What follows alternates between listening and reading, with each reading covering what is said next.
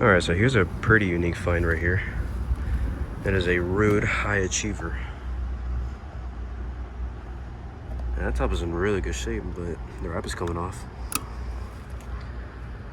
That's a fan motor replacement, as you can see.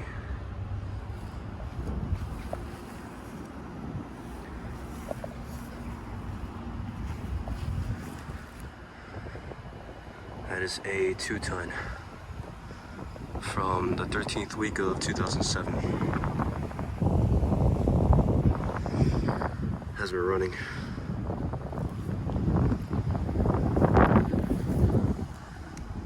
That is a Copeland scroll compressor.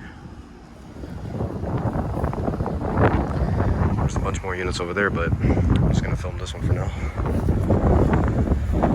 Anyway, that'll be it for this video.